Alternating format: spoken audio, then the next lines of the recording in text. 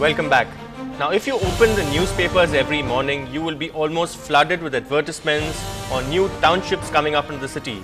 And apart from that swimming pool or sophisticated gym, it's a school on the premises that's a big draw. And not ordinary schools, but big brands through franchisees. For a slice of the education pie, private parties are willing to shell out big bucks, running into several lakh rupees, sometimes even up to half a crore. But is the standard of education emanating from the mother brand maintained, or is it being diluted? Our reporter Sudarshan Kumar does a recce.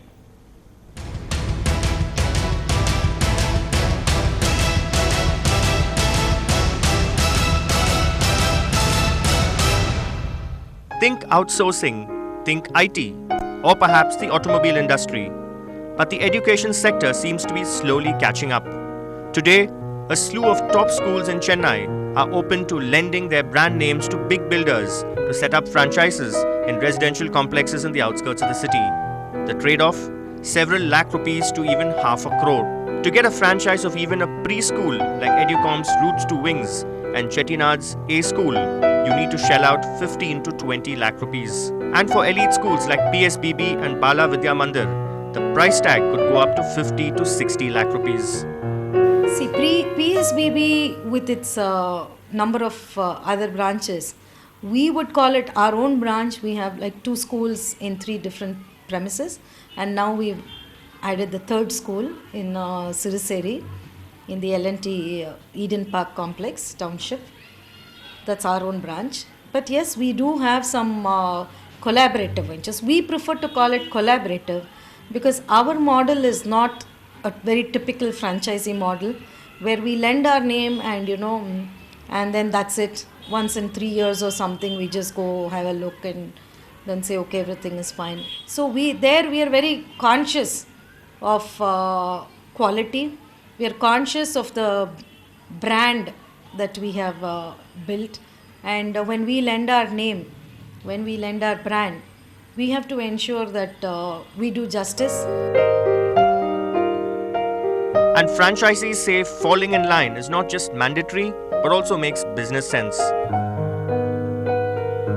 For Chettinad as an institution, they are already set. And we just have to really do a copy-paste job. We are nothing really going to invent anything new. And they're very clear what what needs to be done in every phase. Every phase we have franchisee heads are called, and personally Mr. Annamalai and the whole team explains us what we should be doing, how we should be doing, what are the pros and cons.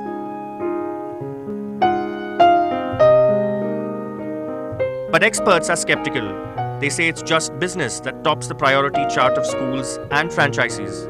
Every year, the franchisee needs to pay 30% of its profit to the mother school.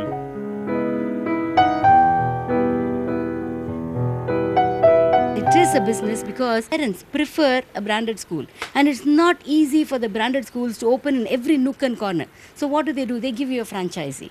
But how far the franchisee is as good as the original school is something we cannot say.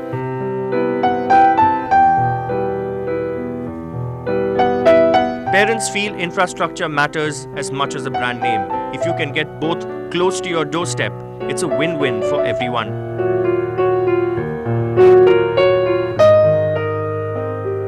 I expect for a concrete building, a play area, playground, and nice ventilated classrooms with hygienic conditions. You should be able to walk into any of the A school branches and they should be alike, whether they are franchisee or non-franchisee.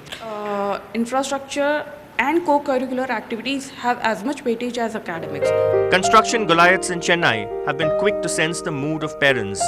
Just look at the number of big builders who are cashing in on the new trend. Uniworld City Unitech, Nalambakam Delhi Public School, DLF on OMR PSBB Millennium, L&T Estanica Township Manambakam Vidya Mandir School, L&T Eden Park Siruseri PSBB, Boli Neni Hillside OMR Bala Vidya Mandir, TVH Oranya Bay OMR Bay Care School, Hiranandani Palace Gardens Triveni Nagar, Hiranandani Foundation School, Mahindra World City Chengalpet Mahindra World School, Marg Swarnabhumi ECR, Bala Vidya Mandir Global, ETA Tech City Star Property Sri Periputtur, Ryan's International, Hiranandani Upscale Igatur, OMR, Hiranandani Foundation School, and ETA Star Wing Haven Gardens, OMR, Head Start International. On an average, a top school in the city receives up to 10 applications for franchises almost every month, an indicator of the growing business opportunities in the outsourced education arena. With Sudarshan Kumar in Chennai, Sanjay Pinto, NDTV Hindu.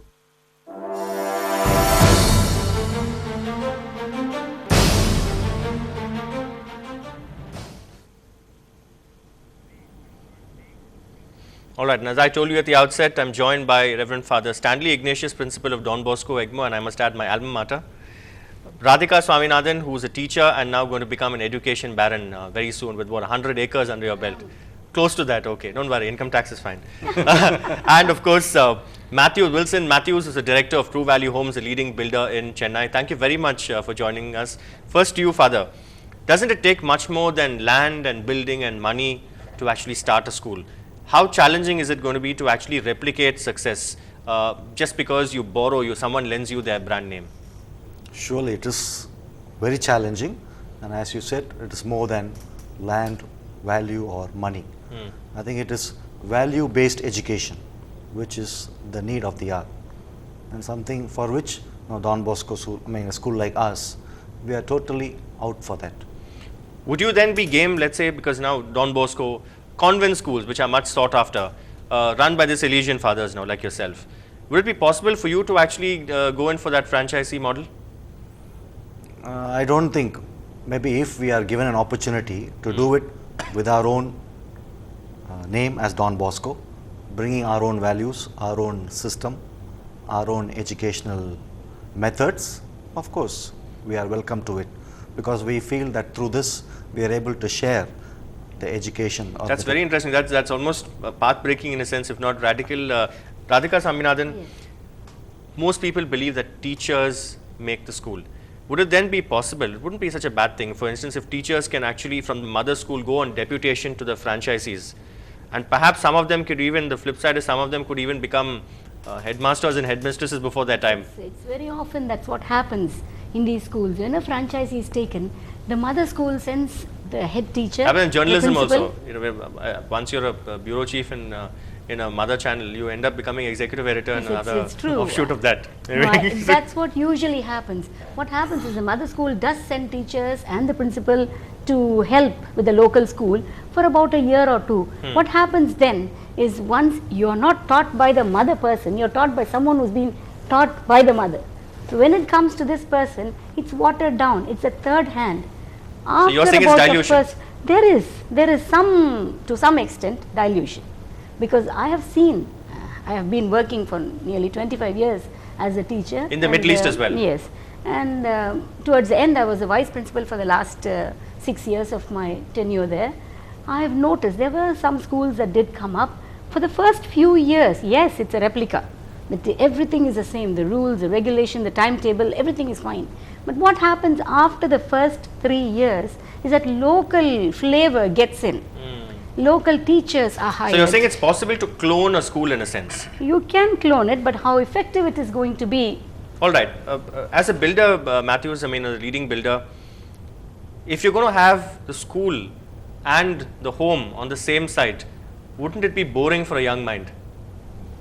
See, today, if you look at the society at large, when parents are very busy, wanting to meet their schedule of going to office in time, wanting to manage their time effectively, add more time to their family. If you look at that as a criteria, if the school is just a walkable distance and within the same community, it is so nice for the kid to walk across and to get inside.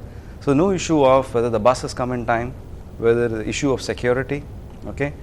These elements are being completely cut down. The mother can actually stand in a balcony and see her child play. Obviously, and it's just a walkable and it's so connected, okay? And the kind of growth what's happening for the kid, education and mother nearby, I think that's a complementing factor. So that way, maybe the mothers can also then end up as teachers there. Probably yes, and that will dilute the school, like I said. No, but what if the no? Yeah. Father, again, don't big elite schools then run the risk of having their brand name sullied in a sense? Because if the franchisee doesn't live up to the standards, then ultimately it's not just the franchisee who's going to get a bad name, it's the mother brand that's going to be hurt in the bargain. That's exactly what I'm trying to say, and that's why I'm not for it. You just cannot outsource your school, your brand, without knowing what kind of people are going to do it, or how are they going to do it, how long, or with what intention behind their mind. Slowly, if it becomes commercial, then the whole thing is lost. I mean, the value with which we give. But convent schools also today are commercial. Yes, Tuitions, but then with a lot of values. I'll tell you donation in Don Bosco. With a So lot what is of the rate? values, and you know something? Donations, yes, for a good cause, through a bank. Okay. All white money. Yes, through a bank. Anybody pay anything? Yes. But at a time really when we are talking about capping school fees and all that, donations stand out like a sore thumb. But if it is directly for a good cause like an education. They say normally donations, Father, I mean, I don't want to digress, but when they say donations, they say it's for a building fund and all that. This building fund is corrected even after the building is built. Yeah, that is sometimes done. But should be building maintenance fund. I think we stick to that. I mean, only if there is a building coming up, and we always do it only after the building is almost starting. Okay. So it is not in the past or in the future. Something like what the builder also do, 15% at the time of signing agreement, 20% at the when you finish the roof. Radhika, to ask you a more serious question now, education cannot be like a BPO. You can't treat education like a BPO. Like you have a franchise for a pizza outlet or a bakery. You can't just take the recipe and hand it down to someone and say, now you cook the meal, now you give them education. That's it's easier said than done. It is true, that's how. Even for a pizza, see, let's take your example. Even for a pizza, you know very well the Pizza Hut here is not able to replicate the Pizza Hut in America or anywhere else. So how do you expect it They to can't happen? deliver in 39 minutes They also, the cannot. pizza It is guys not- today. Delivering is not the point. The taste, the flavor, so many things are missing. So what would you expect when you have students with different set of mind, different place, different area, people coming from different walks of life? How can you clone a school once? Oh, fine, the school has a very good name, it's wonderful, it's fine. It may give a part of its knowledge to the new school, but it cannot transfer its complete knowledge. All right, since you took a brand name and also say, I mean, there will be people who also swear by Pizza Hut and say that the pizzas are just as good, but anyway, that's your opinion. Cost effective, I mean, that's the buzzword today. If you're going to save on transportation, on your school van, doesn't it make business sense, make economic sense for a family if the builder provides that? Will the builder charge a premium for that? See, today creating a township is become the norm. You know, I need to create societies, smaller form. So that itself is a value add. I look at it as a value add. I don't think there's a premium element to it. No, but would you charge, like you charge extra for a covered car park, you can't charge for... No, I think these are amenities which we are plugging in. It's and also an giving amenity. Yeah, it's just an amenity which is being plugged. No, so then will builders, at a very practical level, will builders say, we have a school on campus, whether you use the facility or not, let's like you say you have a clubhouse on campus. Yeah. Whether you use the facility or not, we'll add that on to your maintenance expenses. No. It is always considered as a separate entity. It is not connected to your development at all. Okay. It is part of the land, but it is not connected to your UDS or it is not connected to the development at all. All right. It's a value add. All right, Father, since we are now in this this whole scenario of school fees and the hike in school fees, Ravi Raja Pandian committee recommendations, so on and so forth. If you saw in that story, the franchisees have to part with 30% of the profits. Some of them would probably say that's a Shylockian levy. But if that is the case, do you think schools, the franchisees then could end up fleecing students in the long run? Yes, if there is going to be a demand that you have to give so much, if I have to run your school or if you have to study in my school, yeah, I think that will be That will be a necessary evil. Yeah, necessary evil. Radhika, there are schools, I don't want to mention names like you mentioned the pizza outlet, but there are schools where you are supposed to, Local flavor and local Pizza Hut, flavor, that's it. okay. There are schools where in fact they follow the principle of register when you conceive. Where the poor lady is pregnant, you have to go to the school, stand there, and I think every Wednesday you have to go there and lift your hand, roll call. Yes, present ma'am, my son or daughter in the womb wants to come here. It's ridiculous, but Yes, it's a practice followed in one Yes, particular elite school in Chennai, and I said I wouldn't want to mention the name. Recently even a world chess champion's wife in a chat with me told me that she had to go and stand outside the school for 2-3 hours, and finally she was so fed up so she decided not to put her son there. But if that's the case, now if you're going to expand, when there's this rat race for admission, if you have more of such schools with the same brand name scattered across the city, isn't that a good thing? No, why would you want a brand name? What I say is, see, when Everybody wants a brand name. When the brand school started, it didn't have a name, it built it. So why See, can you Pakistan's not foreign minister comes to India also with a Birkin bag, right? Everybody wants a brand name. So right from see, that's what I said. It's a circle, you know, a vicious circle. Parents want a brand name. They don't wish to pay that much. They want all the things that's there in a branded school, and then they are not ready to pay for it. So it's a vicious circle out of which you cannot really come out. You need a branded school. Pay through your nose. That's so it. get the tag, pick up the tab. That's That it. should be the Yes, that's tagline. how, you know, until that attitude in the parents change, it is not going to be easy for them to not franchise. Matthews, I mean, this the extension of what an idea, Sergi, that you can actually clone little big brands or schools so that everybody else can actually come out and say, I am a product of a Don Bosco, I am a product of Good Shepherd. Even if you're staying on the outskirts of the city, and builders will say 5 kilometers from Taramani, 5 kilometers from the airport, but actually when you go, you'll keep driving away, and probably as the 5 kilometers as a crow flies. True. But do you think that's a good idea to actually have this? Do you see this trend actually taking off? It is. I mean, to a large extent, you know, it's actually benefiting, you know, the students in a larger sense. That way, yes, I see it is benefiting. Father, do you think now, I mean, this could also, if this trend picks up as Matthew envisages, that a lot of good teachers may be tempted to start their own schools. In fact, like Radhika, those who have the mullah, just the good teachers to become principals, owners of schools, you know, because many of them have the investment already. You take tuitions in batches, so you have the investment then. I think 1 or 2 of our teachers also have gone in the past. They've gone to that. Provided they carry our values and principles. You're okay with that? We are ready to share. Okay. Education, yes, it is good, provided it's done in the best way. At the end of the day, no one really talks about values and principles, Father. They all talk about how much money we can make. I mean, it's that is the bottom line. Yeah, as she said, it is the need. Today, it is the need with all the challenges that we face. I think that is the need, and if you have to look up to a standard, if they want a particular product to come out of what you are doing, yeah, maybe we have to pay for it. Matthews, on what basis do you actually choose? I mean, you've come up with several projects from True Value Homes. Yeah. On what basis do you pick a project to have a school there? Is it distance or is it premium that people could afford? See, one is the size of the land what we have, okay? But more than that, how much land is required to have a school? Because even in the city, there are schools which don't have playgrounds. Yeah. That's true. They just have a compound around the building. Some don't even have a compound. Some use other people's compounds. You don't have no car park, nothing. Don Bosco schools always have a... Don Bosco has, I'm saying. Yeah, I think more than the size of the land, I don't think there is any prerequisite. But then if you're planning a school and if you know what's the size it's going to be, what number of students you're planning, what's the size of the building, you need to have sizable land area available. What would be the approximate land area that you would require? That at least we need to have 3 to 5 acres of land if I need to really plan a good school, so that there is enough freedom for the kids to have their you know, movement easy. You know, all so that. So the deal is struck with some educational institution by the time of acquiring the land itself?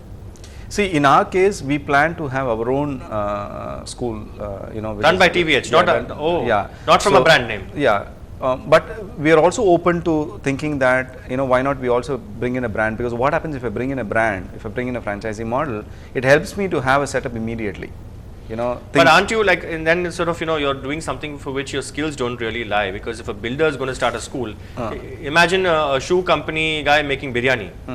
So there's a mismatch there. So do you think there's see, our intention of wanting to have a school in our campus is our primary motive. Okay. Okay. But you're also willing to diversify into education. Yes. Yes. Okay. Now, until that model scales up and it becomes effective, we don't mind running on a franchising model. We bring in somebody on board and we have the setup run. Okay. So that tomorrow when I have to, you know, have the school on, it is on. Which means you're looking at a self-sustained unit where, for instance, your company, True Value Homes, can then have a school run by its own company, yes, and you know, a security agency from True Value Homes, catering from True Value Homes, housekeeping from True Value Homes. So it would be like a self-sustained unit. That's a growth. Probably. I mean, that's a growth trajectory you see. Yeah, for you. I mean that's the way we need to, because then there is a sense of commitment which goes in. But until that time, we can rope in consultants, we can rope in organizations who can come and you know, give us those knowledge sharing. That's also a model. Do you see that as a future in terms of builders and all that? Because to diversify in this manner so that you're townships, your gated communities are self-sufficient? See what happens, gone are those days, I sell home, I sell a house and I forget it. I mean today I need to look at the complete need of the family. It need to be driven that way. Am I also having a hospital? Am I also having a clinic? Am I also having a small departmental store? Am I making it a complete family place so that a family living there feels this is a place where I need to live? I think that's the way we are creating a society. I Next mean, you will say marriage hall also, then marriage... probably yes. I mean that is where you have your function hall, you have those kind of setup already. I mean today in any clubhouse, normally will people look at what's your capacity, how many people, what's the function. You know, if you take one of our project in Pursavakam, Lumini, where when a housewarming happens, around 600 to 1000 people come. In a normal housewarming where a 2500 square feet is being bought by an apartment owner. How many people come? 600 people minimum comes in for that for one housewarming. So I need to have that kind of a facility to accommodate. It's almost the number of people you call for a wedding, right?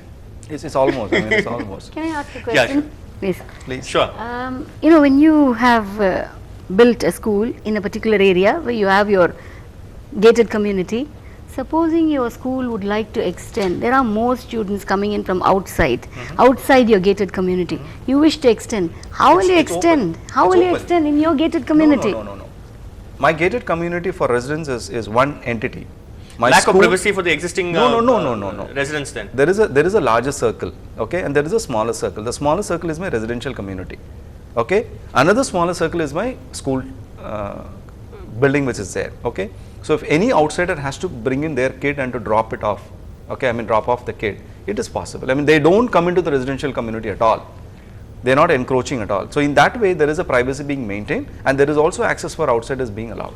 What about if you want to extend your buildings? You want to build more buildings for your school. You know, you have a lot of students from outside coming in. Yeah. And you need to have more classrooms, more sections. You have a limited amount of space where you built your houses, your flats, and you have your hall and everything else. You have a space earmarked for the school. You cannot extend that space. No, How will it be in future? You'll just have that set up. For me, the immediate need is a society which is there, which could be 1000 families, 2000 families. There could be an extended family which could be another 300, 500 families. That is all is my limit. I can't, it's not, you know, doing school is not my business model. Okay, doing you know, residential community, larger community is my business model. Okay, in that school becomes an element. So I can't go on, you know, expanding school. What about, for instance, like a Marg Swarnabhumi, for instance, where they want to have a college, 2-3 colleges, tie-ups with foreign universities and all that, residential like hostels there. What about that? That is on a larger scale. When you have lands which are running into acres of land, yes, on a larger scale, and that is part of your business model per se. Then your vertical runs that way. I mean, okay, if you actually look at, Father, the number of times we've used the term business model in this discussion, you know, and that actually, you know, is a focus that we are solely focusing on the business component rather than education as a service, as a vocation. You know, forget vocation today, they call it a profession. It all depends on the person who's running the school. What you say is right. But can you really have a very pious, holy man like Father Stanley Ignatius going around building it is not schools? Stanley Ignatius, it is International Society of Don Bosco with its own regulations, with its So own you are rules. saying Don Bosco would also be open to the idea on your terms? Yeah, definitely.